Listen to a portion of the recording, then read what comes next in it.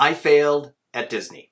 I've been to Disney countless times, but on my most recent trip, I made one critical error and it ended up pretty much ruining the whole day. If you want to find out what that error was, you gotta stick around and find out on my worst day at Disney.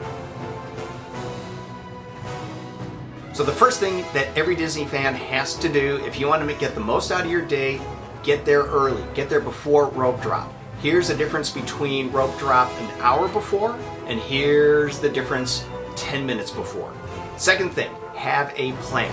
If you're using Genie Plus, the app, absolutely have that ready to go and loaded for all members of your group before you even set foot in the park.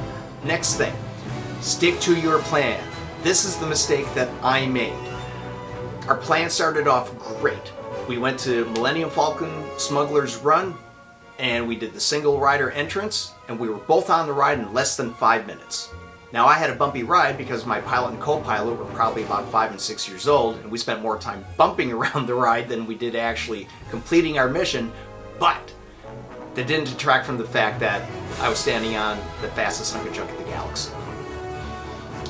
I had planned to save Rise of the Resistance for later in the day when I thought the line would be shorter. But I noticed that the line wait was quickly approaching 3 hours, and I thought, you know what? It's barely 10 a.m. Let's just get in line right now, get the 3 hour wait over with, and then we'll enjoy the rest of our day. And that was the biggest mistake that I made.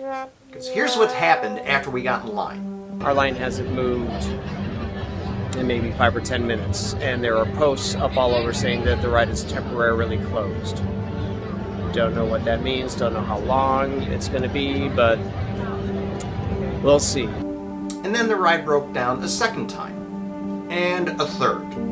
That 3 hour wait became 4 hours.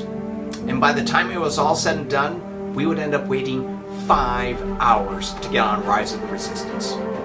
Would it live up to the hype of being the most advanced, technologically immersive ride that anyone's ever created? I'd love to sit here and tell you that Rise of the Resistance was worth a 5 hour wait, but it's not. At best, it's maybe worth a 3 hour wait, 2 hours a little bit more appropriate. Don't get me wrong, it's a phenomenal ride. It's got so many great moments that happen.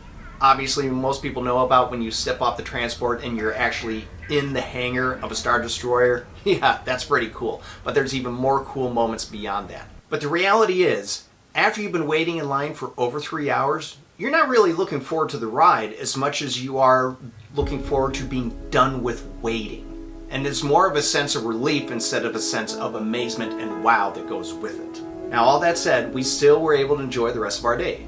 We had Genie Plus, so we were able to do Midway Mania and Slinky Dog Dash, and that's a really fun roller coaster. Definitely put that on your list. We also had a reservation at the Brown Derby, so we were able to do a late lunch.